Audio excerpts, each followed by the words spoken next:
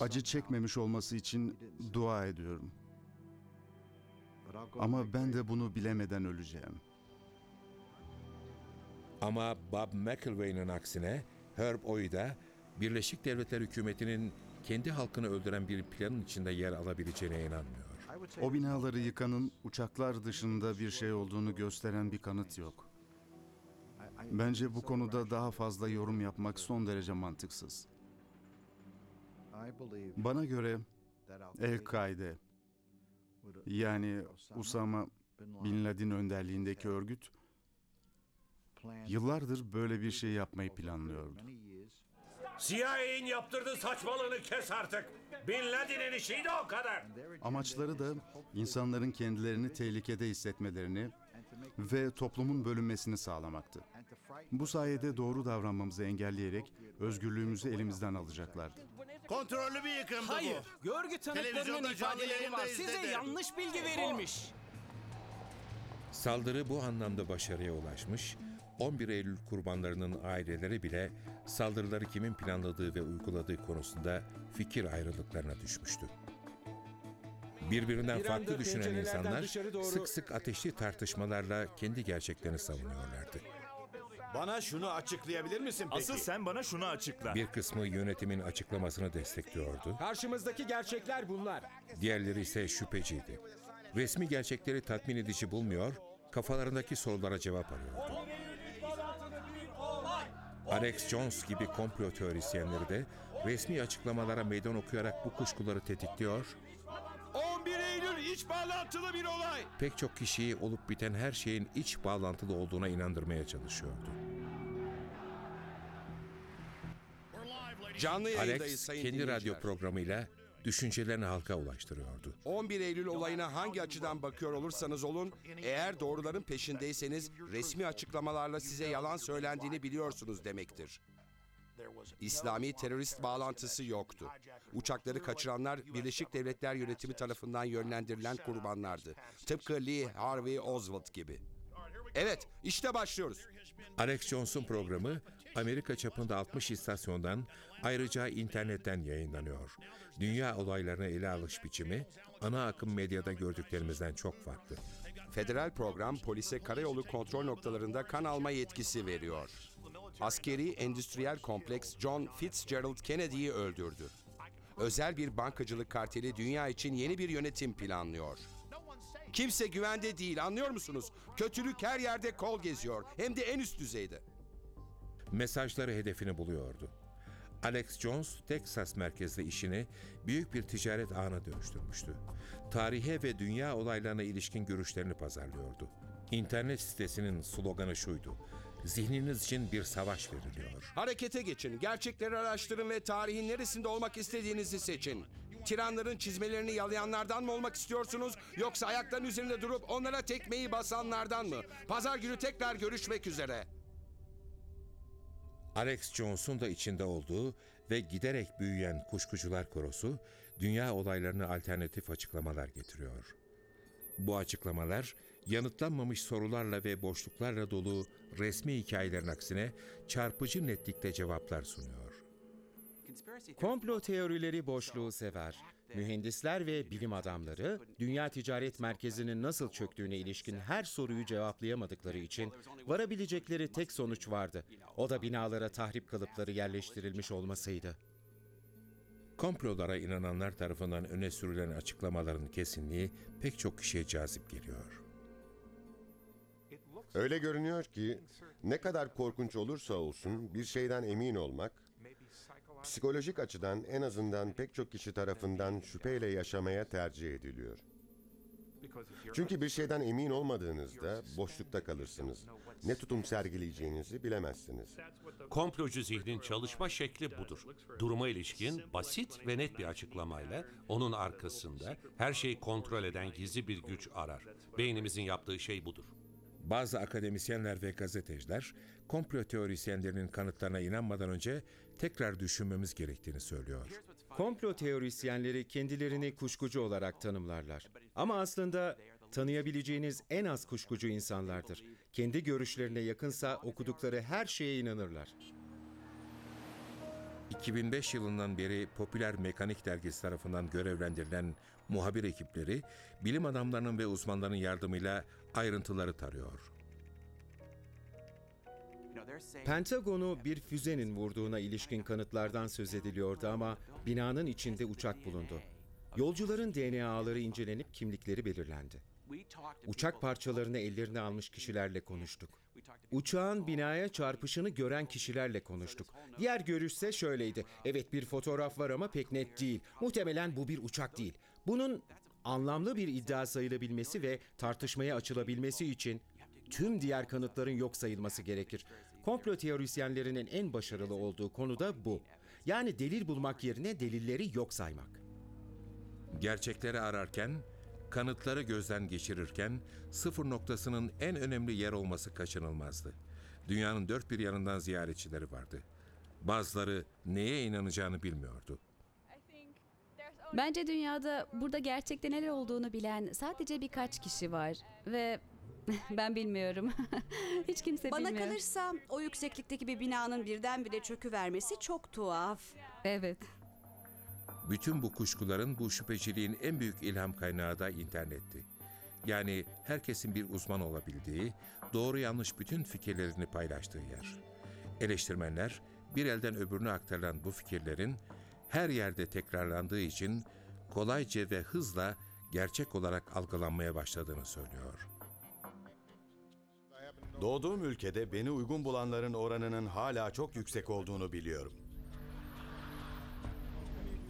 Özgür dünyanın en güçlü adamı, daha kısa bir süre önce Amerika dışında doğduğunu ve bu yüzden görevde kalamayacağını öne süren komplo teorisi yüzünden doğum belgesini göstermek zorunda bırakılmıştı.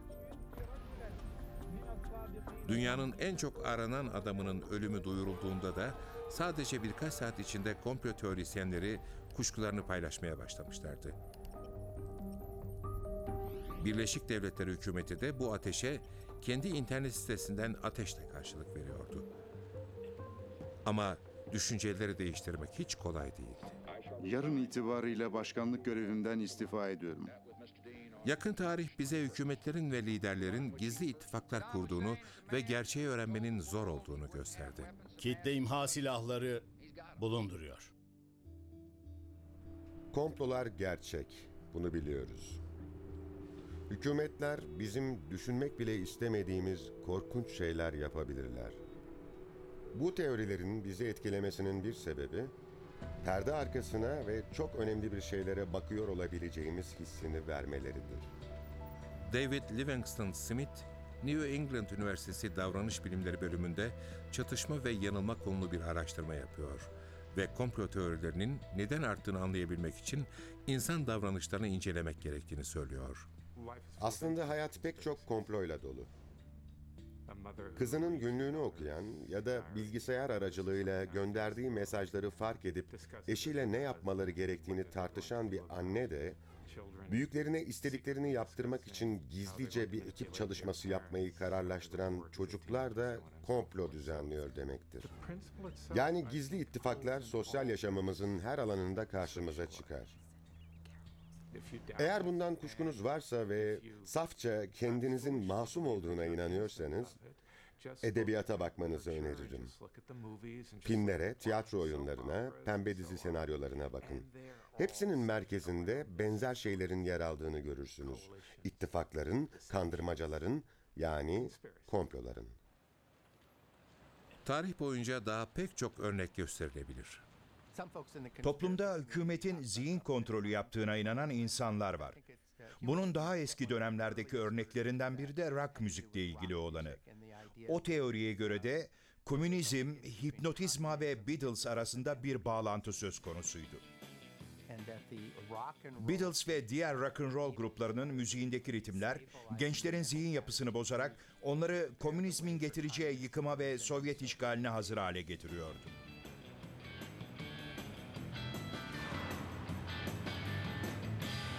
Beatles'tan tam 300 yıl önce büyük bir yangın Londra'yı yakıp kavururken, kısa sürede şiddete dönüşen bir komplo teorisinin de fitilini ateşlemişti.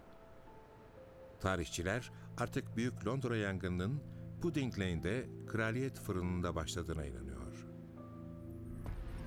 O dönemde ise şehri Katolik suikastçılarla yabancıların ateşe verdiği söylentisi Protestan Londra'da hızla yayılmıştı. Suçlayacak birini arıyorlardı. Ve şehir halkının büyük bir kısmı çeteler halinde sokaklarda yabancı avına çıkmış ve bulduklarını linç etmişlerdi. Ne zaman bu tür olaylar meydana gelse, ne zaman ölüm ön plana çıksa, ne zaman anlamsız görünen bir felaket yaşansa, insanlar bir sebep ararlar. İçinde insan unsuru olan bir sebep. Bazen de ilahi bir unsur. Ama mutlaka bunu birinin yapmış olması gerek derler. Bunun bir sorumlusu olmalı derler.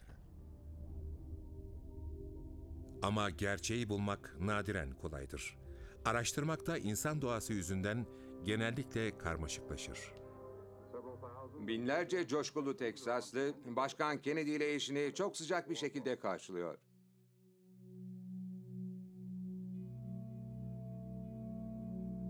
Birleşik Devletler Başkanı'nın üstü açık bir araçla şehir sokaklarında ağır ağır dolaşabildiği bir dönemi hayal etmek güç.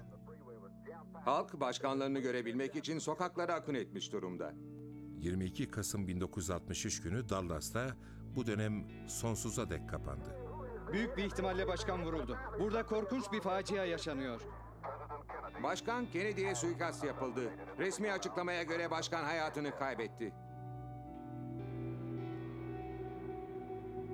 Hatırlayacak yaştaki her Amerikalı o gün tam olarak nerede olduğunu söyleyebilir.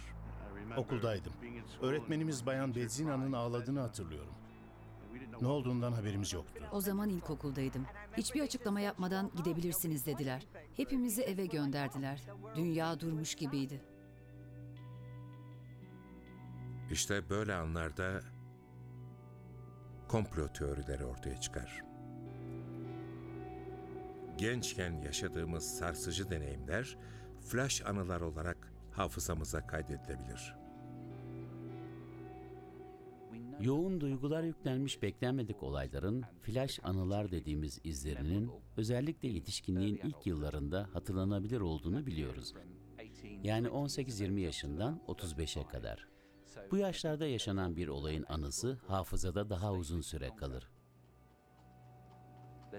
Bir iddiaya göre o yaşlardayken bu tür flash anılar edinmiş olan kişiler o olaylara ilişkin komplo teorilerine daha fazla inanmaktadır.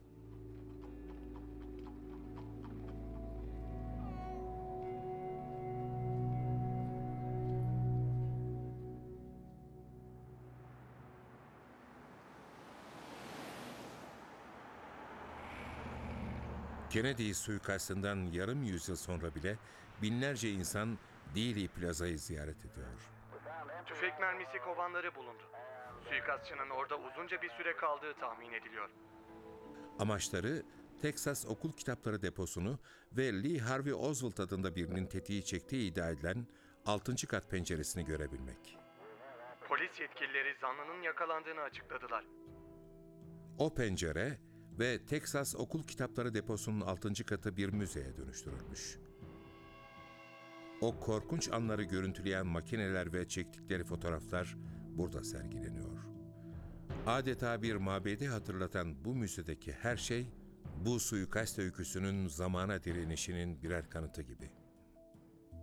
1989'daki Başkanlar Günü'nde yapılan açılıştan beri 7 milyondan fazla ziyaretçimiz oldu.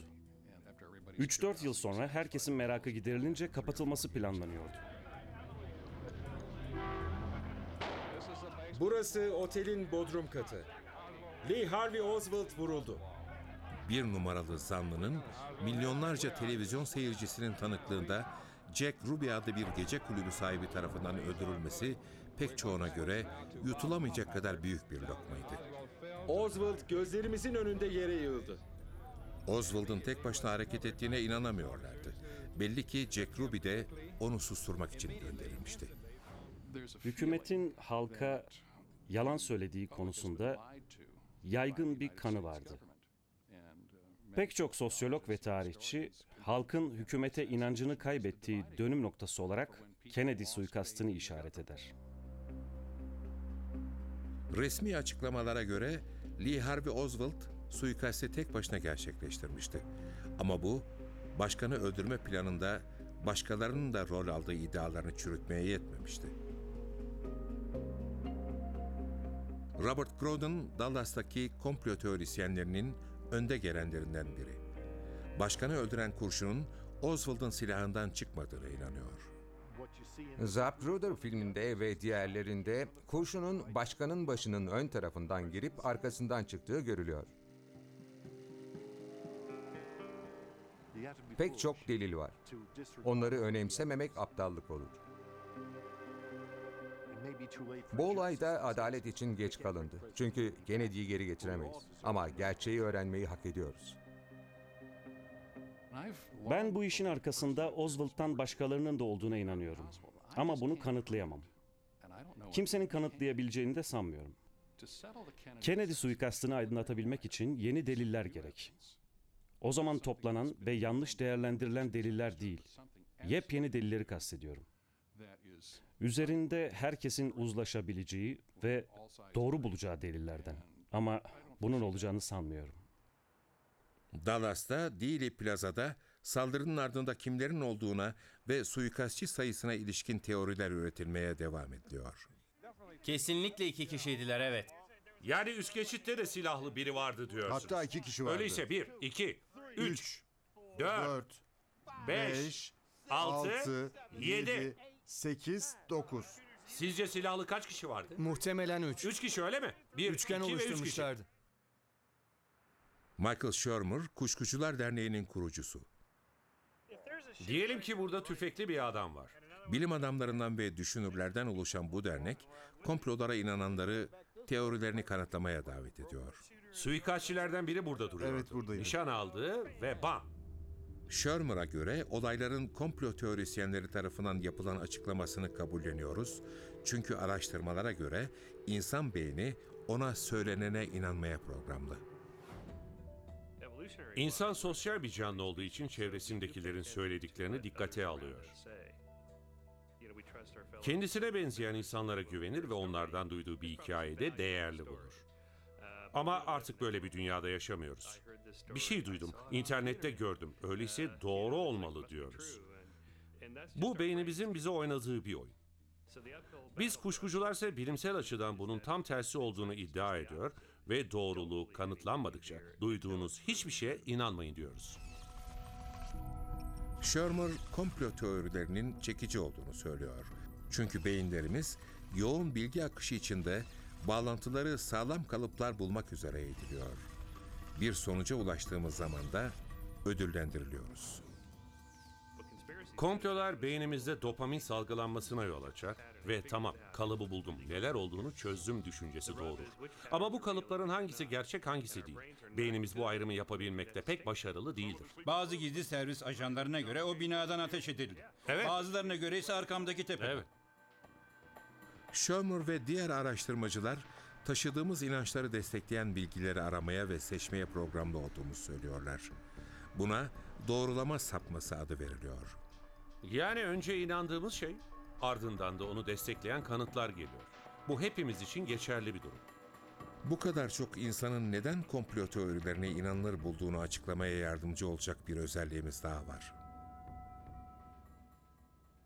İstiyoruz ki olayın büyüklüğüne eşdeğer bir sebep bulabilelim. Bu yüzden de özgür dünyanın lideri olan Kennedy'yi öldürenin bir deli, sıradan biri olması bize hiç doğru gelmiyor. Bu işi yapan kişinin sadece öfkeli bir keskin nişancı olduğunu düşünürsek bunu herkese yapabilir demektir. Ama bence bu kadar korunmasız olduğumuza kimse inanmak istemez. Çünkü o zaman hiç durmadan arkamıza bakarak yaşamak zorunda kalırız. İnsanların burada hala bazı cevaplar aramasının sebebi de bu. Patrick Lehman da bu olay üzerinde yoğun araştırmalar yapmış. Bir grup öğrenciye okumaları için bir ülke liderinin bir suikasta öldüğünü anlatan kurgusal bir metin vermiş. Bir başka gruba okuttuğu metinde de lider suikastten kurtuluyormuş.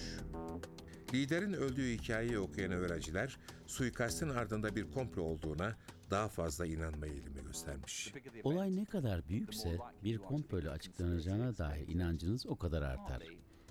Bunun bir sebebi de bize evrenin, dünyanın kontrol edilebilir bir düzene sahip olduğu hissini vermesidir. Eğer büyük olayların rastgele ya da kazara olduğuna inanırsak bu bizi huzursuz eder. İnsanlar yaşadıkları olaylar üzerinde kontrol sahibi olduklarına inanmak isterler. Diana'nın ölümü gibi olaylarsa bu inancı büyük ölçüde sarsar. Bir prensesin sarhoş bir sürücü yüzünden ölmesi, olayların öngörülebildiği hissini kırar, hatta paramparça eder.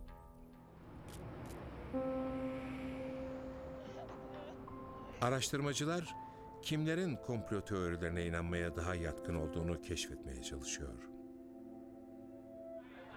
İnanılmaz bir şey. Bunun olduğuna inanamıyorum. Diana'nın ölümü de onlar için verimli bir çalışma sahası. İngiliz turist rehberi Michael Robinson, binlerce kişinin Kensington Sarayı'nı, Diana'nın evini ziyaretine tanık olmuş. Bahçedeki otlar görünmez olmuştu.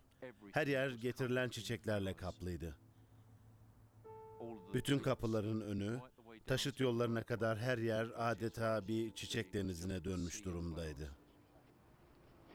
Bazıları için bu büyük acı çok geçmeden öfkeye ve kuşkuya dönüştü. Anketler İngiliz halkının 1/3'inin bu ölümün kaza olmadığına inandığını gösteriyordu. Bir tur rehberi olarak bana en çok sorulan soruların başında bu geliyor. Sizce bu olay bir komplo mu yoksa talihsiz bir kaza mı diye soruyorlar. Çoğu kişi gibi ben de bunu cevaplayamıyorum. Paris'teki Ritz Oteli'nin güvenlik kameraları Diana'nın hayatının son dakikalarını kaydetti. Prensesin içinde olduğu ve paparazzileri atlatmak için gittikçe hızlanan araba Alma tüneline girdi ve duvara çarptı. Erkek arkadaşı Dodi El Fayed ve aracın şoförü kaza yerinde öldü. Diana daha sonra hastanede hayatını kaybetti. John McNamara, Scotland Yard'dan emekli bir polis müfettişi. O dönemde ise Dodi'nin babası Muhammed El Fayed için çalışan güvenlik ekibinin başındaydı. Dodi'yi toprağa verdikten sonra Muhammed bana dönüp şöyle söyledi. Aynen onun söylediği gibi yaptılar. Onu öldürdüler. Bana söylediği şeye inanamadım. Doğrusunu söylemem gerekirse hala bunun trajik bir kaza olduğunu düşünüyorum. Tabii daha sonra Muhammed bu konuyu kapatmadı. Tüm dünyaya Diana ile yaptığı konuşmayı anlatırken prenses bana kocası Prens Charles'ın onu önceden planlanmış bir araba kazasıyla öldürmeyi tasarladığını söyledi, dedi. Bu iddialar kederli ülkeyi daha da sarstı. İngiltere'nin en zengin insanlarından biri olan Muhammed El Fayed her yerde komplo görüyordu. Bu iddianızı kanıtlayabilir misiniz? Seninle konuşmuyorum çünkü sen aptalın birisin ve bu işin bir parçasısın. Sözde gazetecisin ama MI6 hesabına çalışıyorsun. Fayed, İngiliz gizli servisini ve kraliyet ailesini Diana'nın ölümünü planlamakla suçluyordu. Martin Gregory bu iddiayı izleyen İngiliz gazetecilerden biri. 1998 yılının Şubat ayında komplo iddiaları hızla yayıldı. Çünkü Muhammed El Fayed, Daily Mirror gazetesine konuştu. Onlar da başlığı iri siyah puntolarla kaza değildi diye attılar. Eğer kaza değilse neydi dediler. Bir komploydu. Ondan sonraki 10 yıl boyunca da bu hayali yaşadık. Üzerindeki baskı İngiliz hükümetini bir soruşturma açmaya zorladı. Milyonlarca pound'a mal olan soruşturmanın sonucunda Diana'nın trajik bir kazaya kurban gittiği, aracın şoförü Henry Paul'un alkollü olarak direksiyona geçtiği ve Diana'yı otelden itibaren takip eden paparazzilerin de kazada payı olduğu açıklandı. Erkek kardeşi Charles, Diana adının anlamının avlanan olduğunu söylemişti. Bu bir anlamda doğrulandı. Ölünceye kadar sürekli takip edildi. Soruşturmada kraliyet ailesinin prensesin ölümünde rolü olduğuna ilişkin geçerli bir delil bulunamadı. Bence bu İngiliz halkının yaşaması gereken bir deneyimdi. Hatta bütün dünyanın yaşaması gereken bir deneyimdi. Çünkü şunu öğrenmeleri gerekiyordu. Hayır, öldürülmedi. Önlenebilecek ve önlenmesi gereken bir kazada hayatını kaybetti. Ama o zaman olduğu gibi şimdi de toplumun geneli bu sonuca inanmayı reddediyor. Martin Gregory'e göre mahkemede Muhammed el-Fayed'in komplo iddiaları kesinlikle reddedilirken tanık olarak verdiği ifade halk arasında bambaşka bir karşılık bulmuştu. Muhammed el-Fayed, Edinburgh Dükü'nden Tony Blair'e kadar herkesi oğluyla Prenses Diana'nın ölümüne karışmakla suçluyordu. Bütün bu iddialar mahkeme salonunda hiç hoş karşılanmadı. Ama dışarı çıktığım zaman halkın adeta aleyhte tezahürat yaptığını gördüm. Biri Camilla bir timsah diyordu. Bildiğiniz gibi Camilla Prens Charles'ın yeni eşi. Diğerleri de maçlardaki gibi coşkuyla destekliyordu. Öyle görünüyor ki inandığınız şeyin kim olduğunuzla ve nereden geldiğinizle büyük ilgisi var. Hükümete güvenmiyorum çünkü benim halkıma yardım etmiyorlar. Sadece kendi çıkarlarını düşünüyorlar. Bana kalırsa her şey mümkün. Cevaplanamayan sorular Kazanın çok. oluş biçimi oldukça şüpheli. Evet. Bence bu konuda gizlenen çok şey var. Neler derseniz bilemiyorum ama gerçekte neler olup bittiğini gizlediklerine inanıyorum. Bence çok trajik bir kazaydı. Çok üzücü bir kazaydı, o kadar. Bunun dışında iddia edilen şeyleri inanılmaz buluyorum. Kimse bunu yapmaz. Araştırmalar etnik azınlıkların kendilerini yaygın politikaların dışında hissedenlerin ve düşük gelirli insanların komplo teorilerine daha çok inandıklarını gösteriyor. Bu sonucun bizi çok şaşırttığını söyleyebilirim. Yani kazanılan parayla komplolara inanmaya yatkınlık bağlantısı çok ilginç. Gizli bir düşünce kalıbı yakaladığınıza, özellikle de kimsenin bilmediği şeylere ulaştığınıza inanmak size güç verir. Şöyle dersiniz, işte sizi yakaladım. Artık gerçekte neler olduğunu biliyorum. Beni kandıramazsınız çünkü neler döndüğünü görüyorum. Bu da enerjinizi yükseltir, kendinizi iyi hissettirir. Peki siz komplo teorilerinden ne kadar etkileniyorsunuz? Basit bir testle öğrenebilirsiniz. Biraz sonra duyacağınız ifadelere katılıp katılmadığınıza karar verin. Hükümet benim gibi insanların ihtiyaçlarıyla fazla ilgilenmiyor. Günümüz dünyasında istediğimi yapmakta sıkıntı çekiyorum. Son derece akıl dışı ve düzensiz bir dünyada yaşıyoruz. En yakın arkadaşlarımın bana doğru söyleyeceğine güvenmiyorum.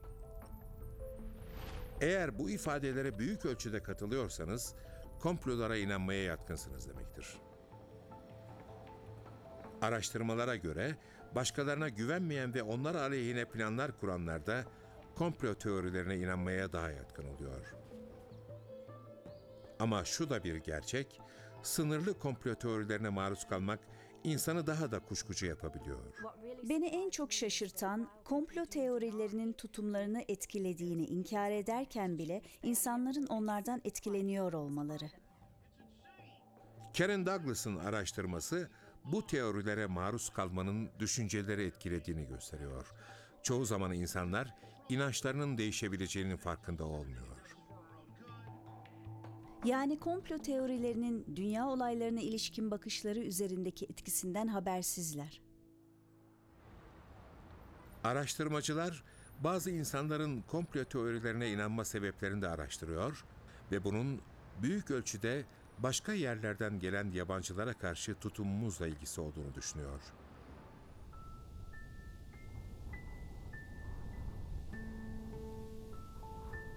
New Mexico çölünde Roswell şehrinin hemen yakınında bir uçak mezarlığı bulunuyor.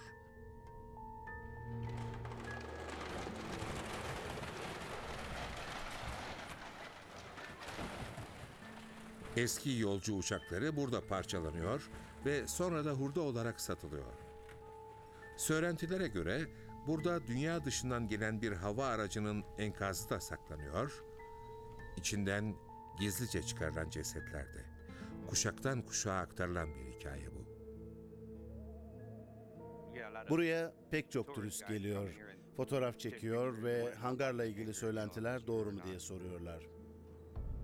Burası 84 numaralı hangar. Yani bir uzaylıya otopsi yapıldığı söylenen yer.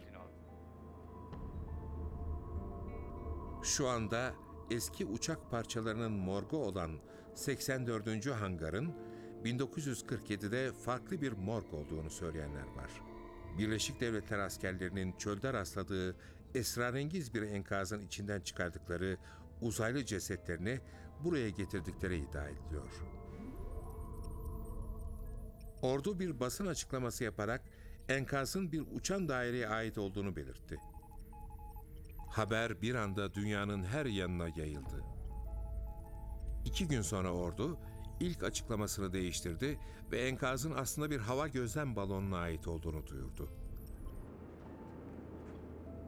Ama uzaylı cesetlerine ilişkin söylentiler durulmuyordu. Uzaylılardan birinin canlı olduğu iddia ediliyordu.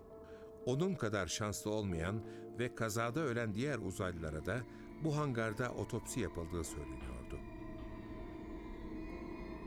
1995 yılında uzaylılardan birine otopsi yapılışını gösterdiği iddia edilen bu filmin ortaya çıkışıyla birlikte komplo teorileri alevlendi. Başka gezegenlerden gelen canlılarla ilgili korku ve kuşkular kamçılandı.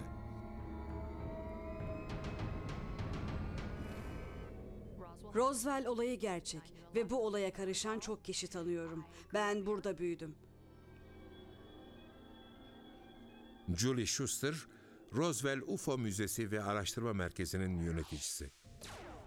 Birleşik Devletler Hava Kuvvetleri'nde teğmen olan babası, ordu adına uçan daire açıklamasını yapan kişiydi. Herkese babamın yalan söylemediğini anlatmaya çalıştım. Eğer babam oldu dediyse olmuştur. Roswell'le ilgili teorilere inananlar, ordunun UFO enkazını ve uzaylıların cesetlerini yok ettiğini söylüyor. Muhtemelen teknolojileri düşmanların eline geçmesin diye. Ama kesin olan şu ki Roswell komplo teorisi karlı bir işe dönüşmüş. Bu müzeye dünyanın dört bir yanından yılda ortalama 153 bin ziyaretçi geliyor. Bizi bulmaya çalışan birilerinin olduğundan eminim. İnsan merak ediyor. Gerçek miydi, değil miydi? Pek çok insan başka gezegenlerde hayat olduğuna inanıyor. Bizi çoktan ziyaret etmiş olduklarına da. Uzaydan dünyaya gelen ziyaretçiler mükemmel bir metafor. Buraya geliyorlar. Acaba niyetleri ne? Çok büyük güçlere sahip olabilirler. Üzerimizde korkunç incelemeler yapıyorlar. Uzaylı ziyaretçiler konusu içinde her türlü ilkel korkuyu barındırıyor. Komplo teorilerinden birine göre Birleşik Devletler hükümeti uzaylı cesetlerini ve gemi enkazını Roswell, New Mexico'dan alıp buraya, Nevada çölünün ücra bir köşesine nakletmişti. Her yıl yüzlerce insan dünya dışı karayolu adı verilen uzun bir yolu kat ederek buraya geliyor. Gerçeği aramak için. Nevada çölünde gerçekte neler olduğunu öğrenmek istiyorlar. Burada olanlara ilişkin ancak tahminlerde bulunabiliriz ama her neyse çok büyük, çok gizli ve çok ilginç olduğu kesin. Yazılım mühendisi York Arnu, Las Vegas'ta oturuyor ve çalışıyor. Ama eline geçen her fırsatta 3 saat araç kullanarak Nevada'ya gidiyor. Onu buraya çeken de 51. bölge. Burada çok gizli askeri deneme tesisleri var. Güvenlik çok sıkı. Tesislerin çevresindeki tüm yollarda silahlı muhafızlar dolaşıyor. York Arnu ve diğer gönüllüler tesisi ancak tel örgülerin ardından gözleyebiliyorlar. Biz Amerikan halkı olarak 51. bölgede neler olduğunu izleme hakkına sahibiz. Buraya göz kulak oluyor ve bir anlamda dürüst olmalarını sağlıyoruz. 51. bölge bazı komplo teorisyenlerinin odak noktası haline geldi. Bu insanlar Ay'a iniş görüntülerinin de Kartal, şu anda sizi görüyoruz. Her şey yolunda, tamam. bir insan için küçük, insanlık için büyük bir adımın atıldığı anların da Burası Sükunet Denizi. Kartal kondu. bu çölde film olarak çekilip televizyonlarda gösterildiğini iddia ediyorlardı. 51. bölge gibi gizlenen bir yerin pek çok söylentinin odak noktası olması normal. Çünkü oraya girip bunları ispat ya da inkar edemiyorsunuz. Yani istediğim şeyi iddia edebilirim. John Kennedy orada bile diyebilirim. Aksini kim kanıtlayabilir ki? İkinci bölgeye en yakın şehir Rachel. Bu da onu UFO'lara inananların, komplo teorisyenlerinin ya da sadece meraklılar için bir cazibe merkezi yapıyor. Buraya gelmek çok farklı ve eğlenceli olur dedik. Bugünkü konuklar arasında Sandy Spring, Leaf ve Kertin de var. Cumartesi gecesi evlendik. Yani yaklaşık 30 saat önce. Ve balayı için 51. bölgeye gidelim dedik. Burası her yerden çok uzak ve çok ıssız bir yer. Şapkalar takıp dışarıda oturduk ve bir şeyler görebilme umuduyla yıldızlara baktık. Hiçbir şey yoktu. Hava da çok soğuktu. UFO'ları ya da uzaylıları görememek, Michael Shermer'a göre komplo teorilerine inananları caydırmıyor. Shermer onları kendi delillerini üretmeye davet etmiş. Cesetler ve uzay aracı nerede? Kanıtlarınız nerede dediğimde onları görmemizi istemiyorlar. Zaten sakladıkları için doğru olduğunu biliyoruz diyorlar. Buna benzer bir yaklaşımı Bush yönetimi de kitle imha silahları bulunduruyor diye Irak'ı işgal etme aşamasında sergilemişti. İnceledik ama kitle imha silahlarını bulamadık. Peki neredeler? Oradalar biliyoruz. Başka bir yere naklettiler. Bizim geleceğimizi bildikleri için naklettiler. Biz de bu sayede emin olduk zaten. Bir dakika, ne diyorsunuz siz? Bir konuda pozitif bir iddianız varsa onu destekleyecek kanıtlar da pozitif olmalı. Negatif değil. Kanıt var ama gizli diyemezsiniz. Araştırmamı genişlettikçe 51. bölgede UFO'ların bulunmadığından iyice emin olmaya başladım. Hiç olmamışlardı. York, burada görülenlerin UFO değil askeri tatbikatlar olduğuna inanıyor. Ayrıca ordunun düzenlediği özel ışık gösterileriyle komplo teorilerini teşvik ettiğini düşünüyor. Bu söylentilerin çoğu 51. bölgedeki güvenlik güçlerinin işine geliyor. Çünkü bu sayede orada gerçekte olanları kamuoyundan daha rahat gizleyebiliyorlar. Pek çok kişi için çölde daha pek çok şeyin gizlendiğini düşünmek çok kolay. Başka komplo teorilerinin gerçek olabileceğine inanmak da öyle. Örneğin uzaylıların aramızda yaşadığı gibi. Birçok komplo teorisi duydum. Mesela uzaylılar hep buradaydı, bizler genetik olarak onların çocuklarıyız. Hatta bir tanesine göre uzaylılar gelecekte yaşayan, geçmişi ziyarete gelen insanlarmış. Komplo teorilerinden birinin iddiası da uzaylı ziyaretçilerin bilimsel deneyler için Amerikan vatandaşlarını kaçırabilme hakkı karşılığında teknolojilerini Amerikan hükümetine verdikleri yönünde. Bazı teorisyenlerse kraliçe ile diğer dünya liderlerinin başka gezegenlerden gelmiş sürüngenler olduğunu düşünüyor. Ya başka yıldız sistemlerinden geldiklerini ya da dünyanın altındaki tünellerde ve mağaralarda yaşarken bir anda yeryüzüne çıkıp yavaş yavaş dünyamızı ele geçirdiklerini iddia ediyorlar. Bize benziyorlar. Ama belli ki aslında bir gösteri sergiliyorlar. Uzmanlar bu teoriye inananların bu düşüncelerinin yabancılara karşı duydukları korkuyu yansıttığı konusunda bizi uyarıyor. Bir inanç olarak komik gelse de bizleri yabancı kavramı üzerinde düşünmeye sevk ediyor. Diğerlerini, yani göçmenleri, marjinal saydıklarımızı, azınlıkları, dini ve etnik gruplara öteki, yabancı, uzaylı olarak görenler var. Ve bu korku yanlış ellerde gerçekten tehlikeli bir silaha dönüşüyor. Sağlıksız toplumlarda komplocu düşünceler korku, kaygı ve öfkeye dayanan kitle hareketlerine dönüşüyor ve günah keçilerine hedef almaya kadar gidiyor. Bu iki unsur söz konusu olduğunda, yani bu seviyede bir korku ve bu güçlü inanç, yani diğerlerinin aslında insan olmadığı ve tehlikeli olduğu inancı kan dökülmesine yol açan olaylar çıkarabiliyor. Peki sinsice planların ve komploların gerçek olabildiği bir dünyada sahici bir tehditle tehlikeli bir paranoyayı birbirinden nasıl ayırt edeceğiz? Masum insanların peşine düşen, kana susamış kötü insanlar olduğunu keşfettim. Tam 13 yıldır onlarla savaşıyorum ve nefes aldığım sürece de savaşmaktan vazgeçmeyeceğim. Alex Jones'un düşmanlarına karşı verdiği savaşta kesin olan bir tek şey var. Onların kölesi olmadığımı, son derece kararlı olduğumu ve hiçbir zamanda geri çekilmeyeceğimi bilmeliler. Bu özgürlük ruhu, yani 1776 ruhu 1984 ruhuna verilecek cevaptır. Bu tür dünya görüşleri onlara inananların zihinlerine öylesine sağlam biçimde yerleştirilir ki bu insanları başka bir düşünceye yönlendirmek neredeyse imkansız hale gelir. Kendilerini erdemli güçlerin bir parçası olarak gördükleri için fikirlerine meydan okuyan herkesi düşmanlarının yoldaşı sayarlar. Komplo teorisyenlerine karşı çıkanlar kendilerini sık sık ateş altında bulurlar.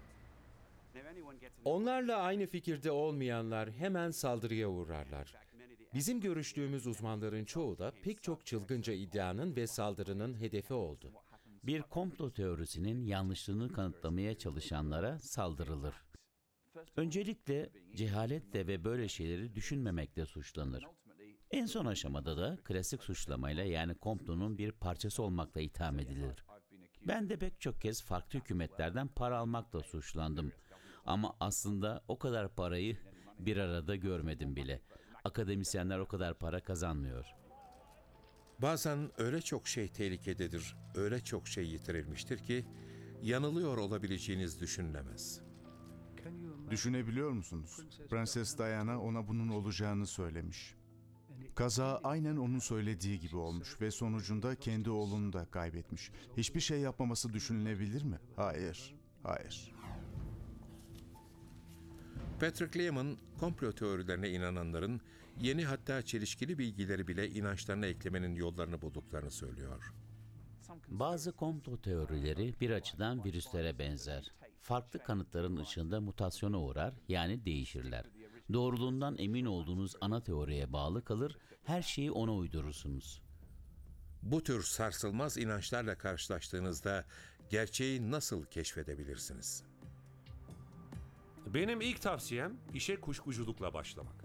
Aksi kanıtlanmadığı sürece başkalarının iddialarını doğru kabul etmemek. Tipik bir örnek.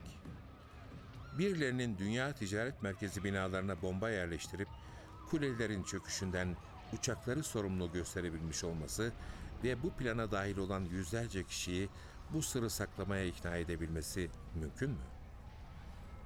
Komplo teorisi büyüdükçe içindeki unsurlar da çoğalır. İnsan sayısı arttıkça da doğruluk ihtimali azalır. Bunun iki sebebi vardır. Birincisi, insanlar beceriksizdir. Onlara her şeyi yaptıramazsınız. İkincisi de çenelerini tutamazlar. Her şey hemen öğrenilir. Yeni dünya düzeniniz başarısızlığa mahkum olacak. Ben bu teorilerin güven üstündeki, sosyal işlevsellik üzerindeki yıpratıcı etkisini endişelendirici buluyorum. Eleştirilerin varlığı çok önemli. Toplumda çok farklı görüşlerin ortaya çıkması çok önemli. Kurumları ve hükümeti sorumlu tutabilirsiniz ama hepsini aynı kefeye koymak da doğru değil. Bu herkesin kötü olduğunu varsaymaktır ki bu mümkün değil. Ben halkım. Ortaya çıkıp yolsuzlukları ve yalanları işaret ediyorsam bana hükümet aleyhtarı diyemezsiniz. Çünkü hükümet de benim. Chip böyle bazı komplo teorisyenlerini demokrasi için tehdit olarak tanımlıyor. Sebebi de politikacıları sadece komploların bir parçası olarak görmeleri. Cumhuriyetçi Parti de benim. Demokrasi bilgilendirilmiş onaya bağlıdır. Bilgilendirilmiş onay derken de pek çok şeyi kastediyoruz. İnsanlar bilgilendirilmeli ama söylentilerle değil, gerçeklere dayanarak.